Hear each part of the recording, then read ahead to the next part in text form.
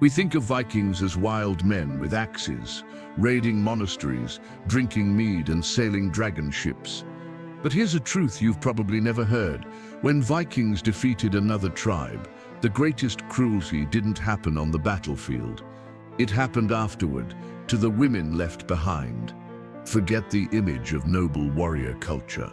Viking lore contained rituals so humiliating, so grotesque, that even medieval chroniclers wrote about them with horror. Imagine being forced into a marriage ceremony where your dead husband's killer claimed you, not with vows of love, and sometimes forcing you to take part in nightmarish rituals that blurred the line between sacrifice and slavery. This wasn't just conquest, it was psychological warfare. It was about breaking entire communities by turning their wives and daughters into living trophies. We imagine Viking women as fierce shield maidens, storming into battle with braided hair and flashing steel, or as proud, independent wives who commanded respect in the longhouse while their husbands plundered across the seas. Popular culture loves to give us this image of a society where women had rare freedoms for the medieval world, where they could divorce, own property, even fight. But that myth shatters the moment you look past the saga-inspired fantasy and into the laws, the rituals, and the accounts left behind by those who actually lived in terror of the Northmen. Because for every story of a woman with a sword, there are countless more of women reduced to property. To the Vikings, the wife of a defeated warrior was not a person with rights. She was a prize. She was proof of victory. She was, in the most chilling sense, part of the loot. The sagas themselves hint at this double standard. Yes, some women appear strong, but these were legendary exceptions, mythologized to inspire awe. The reality was much harsher. When Vikings swept through a village, they didn't only take gold and livestock, they took women, and not just strangers. They deliberately targeted the wives of slain warriors, because to claim the wife was to erase the legacy of the man who died protecting her. His honor, his bloodline, his entire existence could be rewritten by forcing his widow into the household of his killer. It sounds unthinkable, like the plot of some brutal TV drama. But this wasn't fiction, it was strategy. By stripping women of their past and remaking them as possessions, the Vikings broke entire communities without having to swing another axe. Contemporary accounts make it clear. The Frankish monk, Notker, the stammerer, writing in the 9th century, described Viking raids where women were driven like cattle, their fates sealed before the flames of their villages even died out. Imagine that a society that praised loyalty and kinship at home, but in war, casually converted another man's wife into a status symbol. And here lies the cruel irony. Inside Viking society, a woman's honor was tied to her family and husband. Adultery was punishable by death.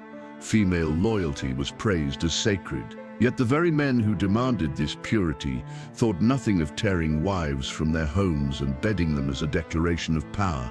It's the kind of hypocrisy that makes you wonder if the word honor ever meant anything beyond whatever benefits us right now. To the defeated, it was humiliation piled on grief. To the victors, it was the ultimate insult, taking a man's life and then taking his wife too. And these weren't quiet arrangements. Sometimes they were deliberately public. Archaeological evidence from Iceland hints at rituals where captured women were forced into new marriages almost immediately after conquest. The message was clear: her husband's story was over. His killer's story began in her womb. The idea that she had a choice, laughable. Her consent wasn't just irrelevant, it was obliterated by the performance of domination. Think about that in modern terms. We recoil at the concept of revenge porn or forced marriages in war zones today. But in the Viking Age, this was systemic, ritualized, and celebrated. What we'd call a human rights atrocity was, for them, a mark of triumph. And so the romantic fantasy of the independent Viking bride collapses into something far darker. Women weren't standing proudly with their shields. More often, they were being dragged behind the shields of men who had just killed their husbands. But this was only the surface, only the entry point into a world of humiliation that grew steadily more grotesque. Because taking the wife was not always the end of the ritual, it was often just the beginning.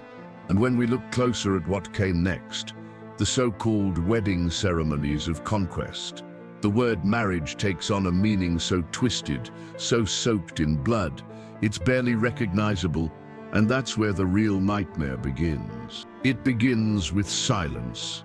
The battlefield is already cold, the bodies of fallen men stiffening where they fell. But the war isn't over.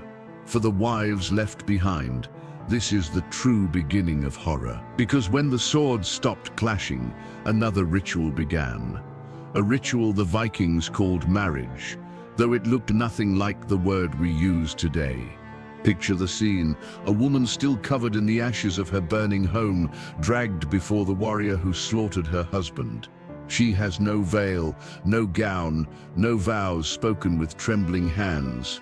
Instead, she is forced to stand in the dirt, humiliated, while the crowd jeers. This was her wedding. Her husband's blood was still wet on the ground, and his killer was her new spouse. The Vikings believed that to take a wife was to claim victory twice, once over the man and once over his memory. Chroniclers wrote of marriages conducted not with blessings but with insults. Sometimes the woman was paraded half-naked, stripped of the clothes that tied her to her old family, a grotesque spectacle meant to erase her former life. The killer might even mock the vows she once exchanged, declaring them void as he forced her into his household. Imagine a wedding where every guest was your enemy, every laugh directed at your humiliation, every gesture a reminder that your past love was now a corpse, and your future lay chained to the one who put him there. It makes modern toxic relationships look like children's squabbles. This was domination disguised as ceremony, cruelty wrapped in ritual, and the rituals could be elaborate. Norse sagas describe how warriors toasted their victories with mead while widows were married in the corner, treated as prizes distributed like gold or cattle. There are accounts of women being made to walk barefoot across the bloodied earth, a symbolic journey from one life to another, though the destination was slavery masquerading as matrimony. It wasn't enough to kill the man. His very bloodline had to be humiliated. The Vikings knew that children born from these forced unions would carry both the shame of their mother's violation and the mark of their father's defeat. This was more than lust. It was psychological warfare, a way to break clans from within. What makes it more grotesque is how they justified it. Viking society prized kinship and honor above all, yet those rules evaporated the moment conquest began.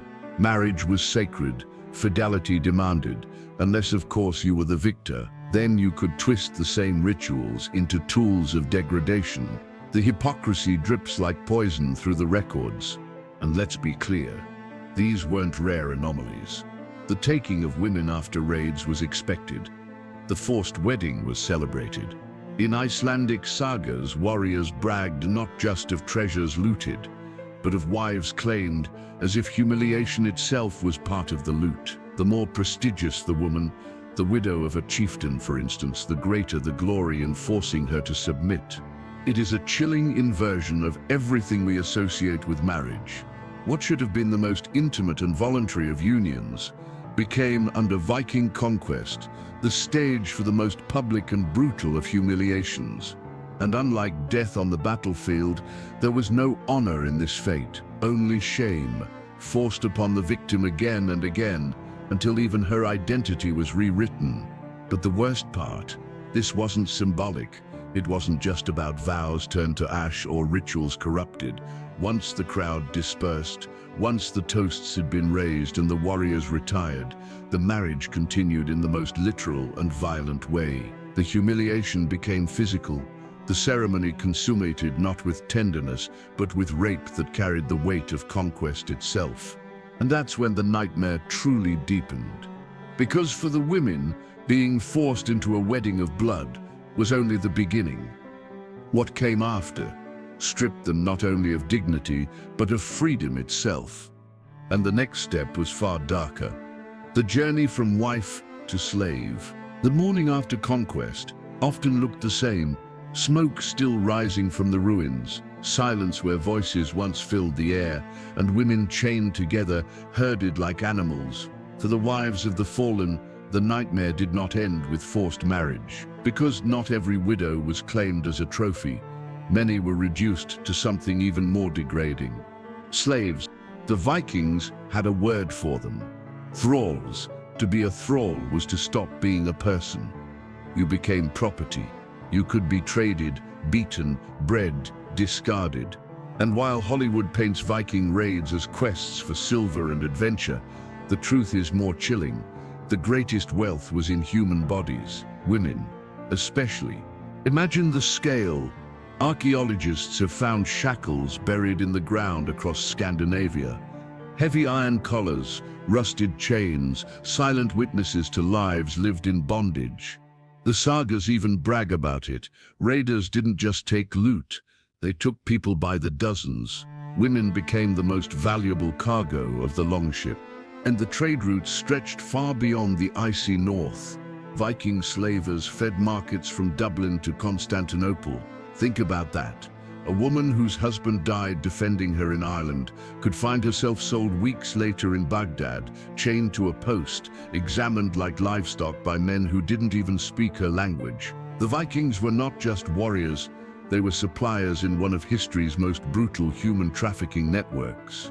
Contemporary accounts describe ships crowded with captives, their wrists rubbed raw from ropes, their eyes hollow with grief. They were marched through ports, lined up, priced according to age and beauty. To be young and healthy meant a higher bid, but also a fate far worse, because youth made you more useful in the most degrading ways. And here's the cruel twist. In Viking law, free women had rights. They could inherit, divorce, even claim compensation. But the moment you were enslaved, none of it mattered. You could be forced into labor by day and into your master's bed by night. The marriage rituals of conquest at least pretended to offer status. However twisted, slavery erased even that. You were no wife, no widow, no person, just a And this wasn't some backwater corner of Viking life. It was the backbone of their economy.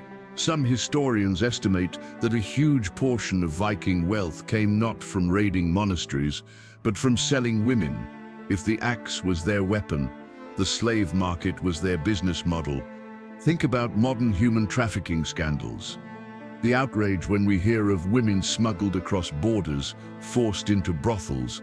Now imagine that system normalized, celebrated, even bragged about as proof of success.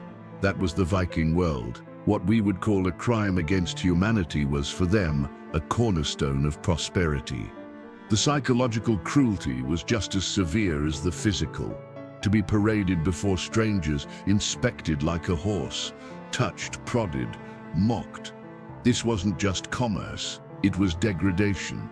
Husbands killed before their wives' eyes, only for the widows to be sold off as spoils. The message was absolute: your family is gone, your identity erased, your body belongs to the market now.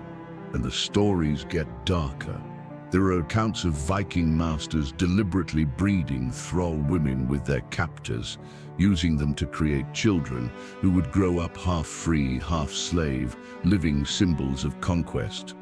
It wasn't just about labor or profit, it was about stamping ownership into bloodlines. Even in death, there was no escape. Archaeological digs in Scandinavia reveal mass graves of slaves killed to accompany their masters into the afterlife. Some were buried alive, their bodies twisted in the earth. Imagine that: stolen from your husband, sold across seas, worked and violated, only to be slaughtered as part of someone else's funeral rite. It is almost too much to comprehend. A cycle of humiliation that never ended, property and life offerings in death. And yet, as horrific as slavery was, it wasn't the final layer of cruelty. Because some women weren't simply enslaved, They were forced into roles far more grotesque, designed not only to erase their freedom, but to destroy their dignity in ways that echo through time.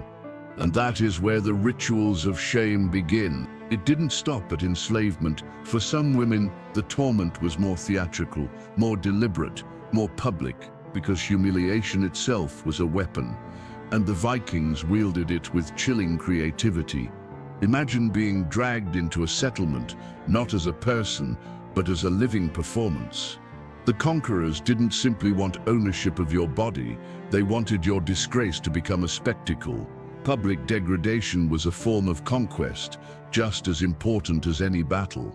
Contemporary accounts and sagas describe scenes that read like grotesque theater. Wives of fallen men stripped of their clothing, marched through jeering crowds, mocked and spat on. They were forced to carry out degrading acts, each gesture designed to erase dignity, erase identity, erase even the memory of who they once were. In some rituals, women were paraded with ropes around their necks, led through villages like captured animals.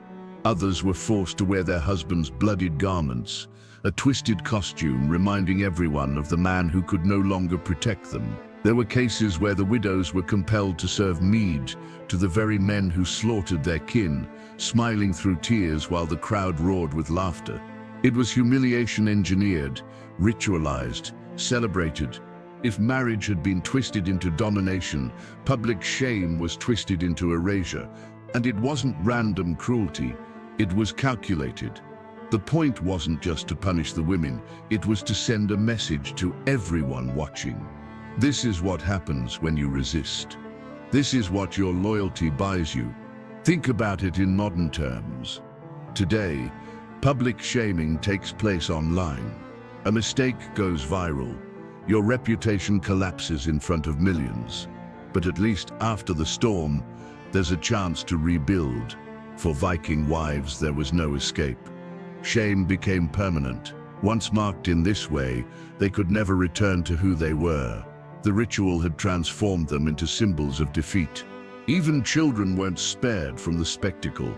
Some sagas mention widows forced to present their own offspring as orphans, stripped of their father's name, their lineage denied in public before they were themselves sold or enslaved.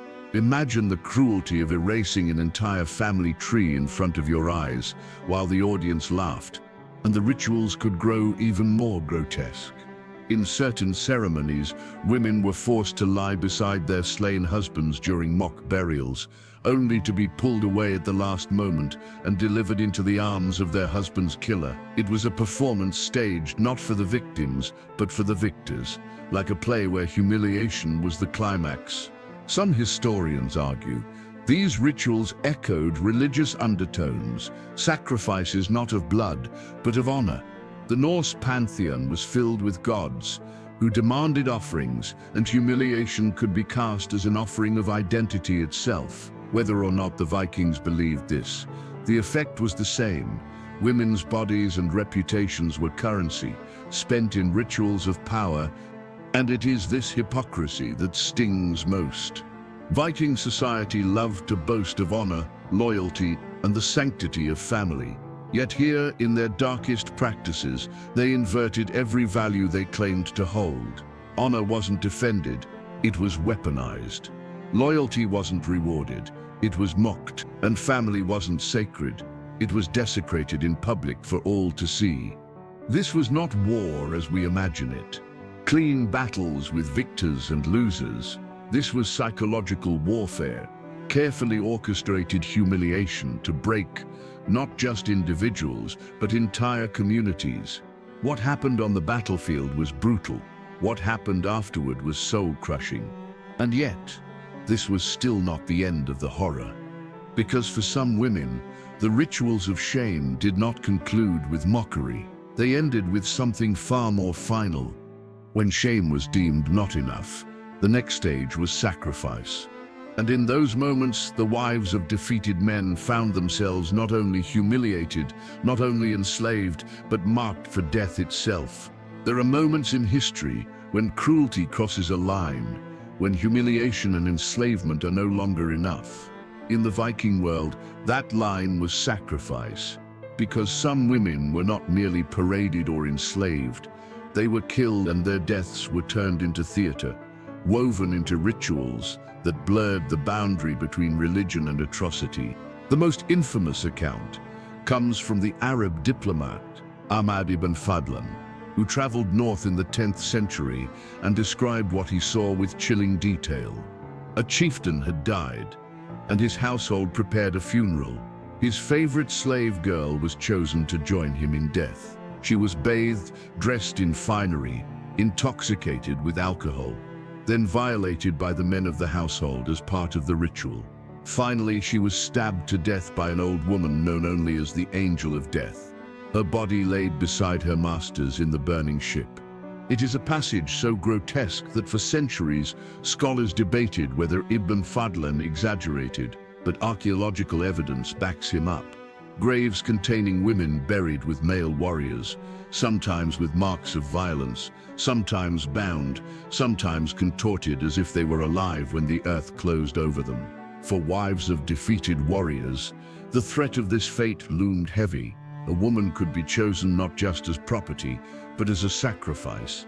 Her life ended not because of her own actions, but to glorify the men who killed her husband. The message was merciless. Your body does not belong to you, even your death will serve us. These sacrifices were not private. They were staged before entire communities, transforming murder into ritual. Imagine standing in a crowd, forced to watch as a woman screamed, begged, or prayed, while her captors declared her suffering sacred. It was horror disguised as ceremony, violence cloaked in piety. And it wasn't always ritual stabbing or burial. Some were strangled, others burned alive, their deaths meant to accompany the warrior into the afterlife. The worse the method, the greater the statement of domination. These weren't just funerals, they were public displays of power, reminders that resistance would not only cost you your life, it would cost your wife her soul. The psychological cruelty was staggering. For the surviving community, watching wives or concubines sacrificed reinforced the sense of helplessness. Their dead were dishonored not only in life, but in the afterlife. Their wives turned into unwilling companions on a journey they never chose. And here's the hypocrisy again. The Vikings loved to boast of their gods, their respect for family, their loyalty to kin. Yet their rituals twisted all of it. A wife was supposed to honor her husband. Instead, she was forced to honor the man who killed him. A funeral was supposed to provide peace. Instead, it became a spectacle of terror. Think about it in modern parallels. We recoil when we hear of cults sacrificing members or gangs staging executions as warnings. But the Viking Age normalized this. It wasn't the exception. It was a display of dominance, sanctified by religion, and accepted as part of power itself. And yet, what makes it most disturbing is how quickly these acts faded into legend. Later sagas and stories gloss over the brutality, romanticizing funeral pyres and heroic deaths. But behind the flames and songs were women's screams, silenced by blades and fire. For the wives of defeated warriors, to be sacrificed was the final humiliation, robbed not only of freedom and dignity, but of life itself. And all of it done publicly, deliberately, proudly. But here's the darkest twist of all. Sacrifice was not always the end. Some women were spared the blade not out of mercy, but because their captors had other plans. Plans even more perverse, plans that revealed the hypocrisy at the heart of Viking honor. Because while some women were murdered for spectacle, others were kept alive for something even more degrading. And that's where the hypocrisy of Viking honor reveals its ugliest face. The Vikings loved to boast of their honor. In the sagas, honor was sacred, woven into every oath and feud.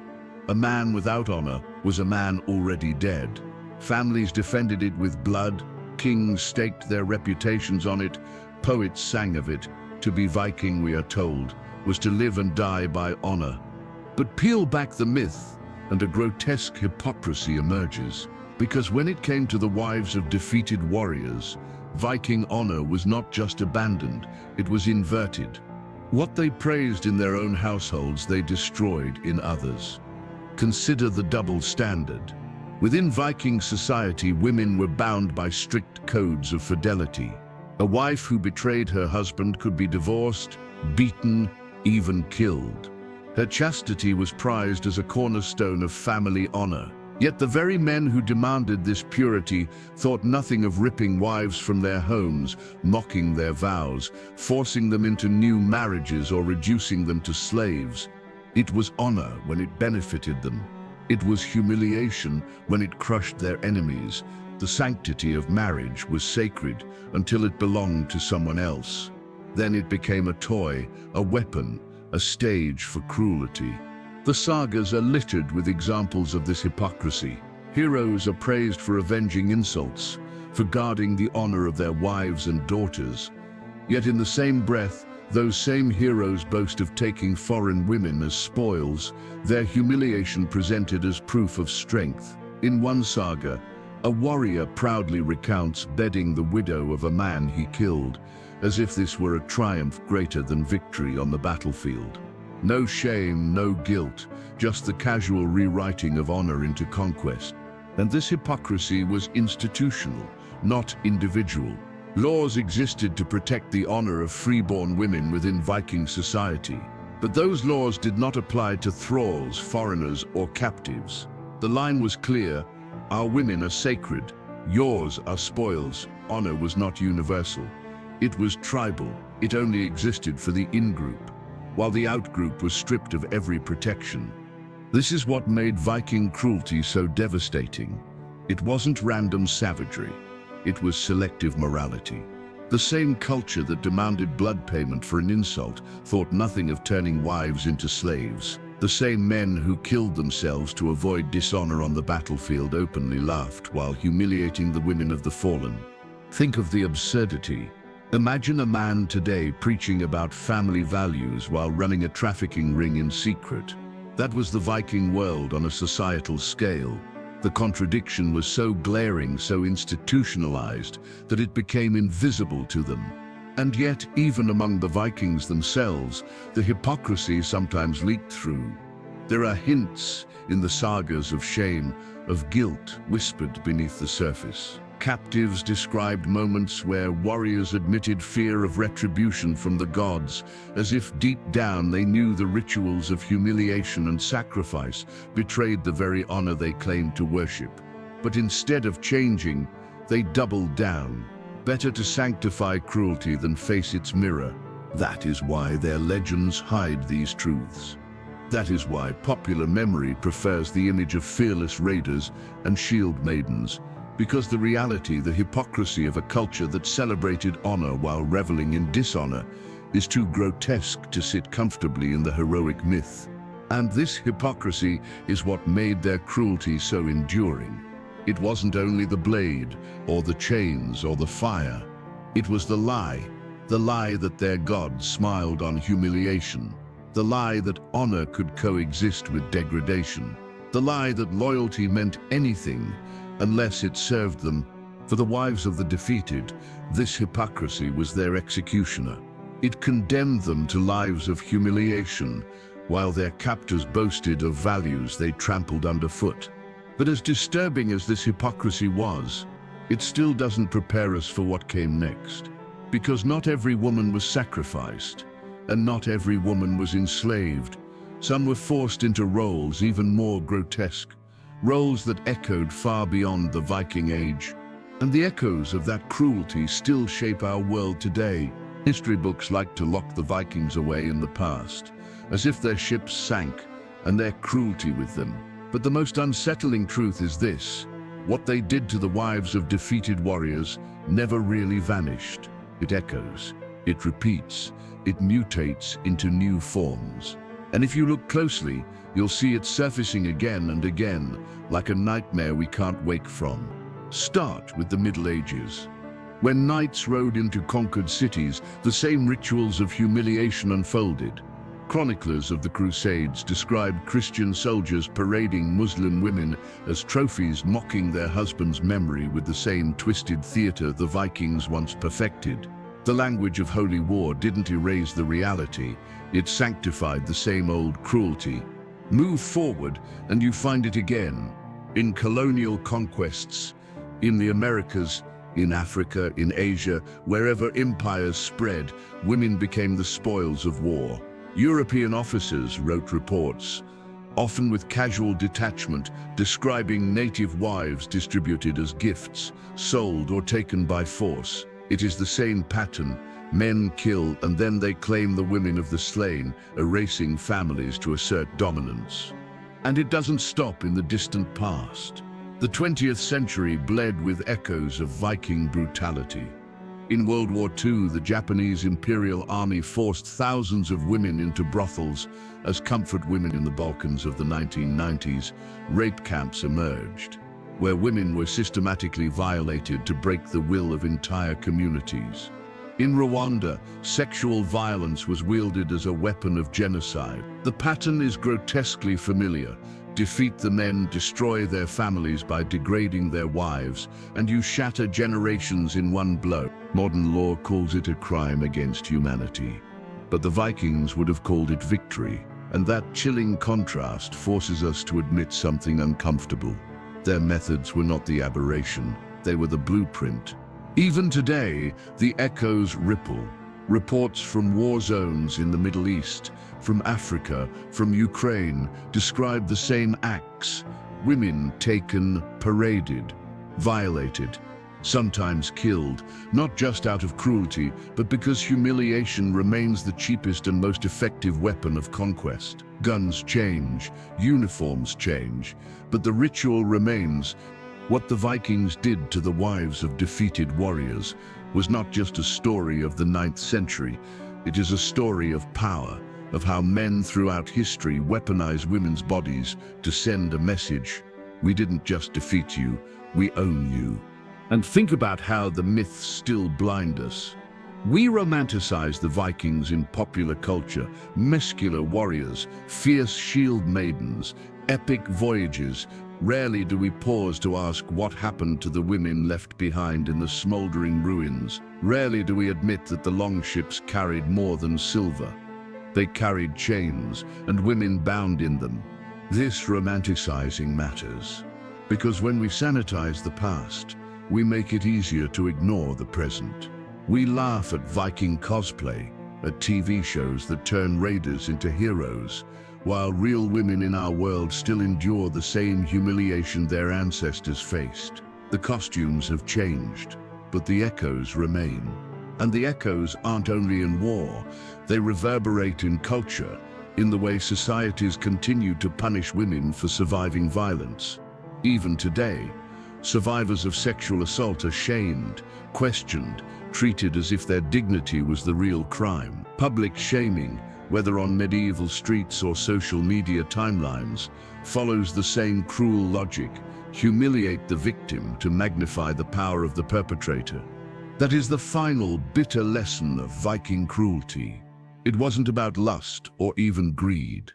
It was about domination. They discovered that the fastest way to break a society was to break its women, and that method, the ritual of humiliation, enslavement, sacrifice, never really died.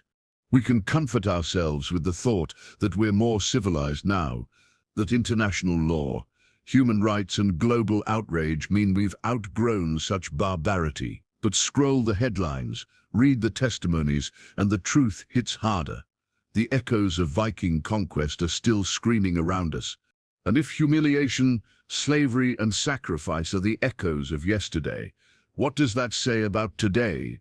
Because when you strip away the myth, when you stare the cruelty in the face, you realize the most horrifying truth of all. What the Vikings did to the wives of defeated warriors wasn't just worse than death.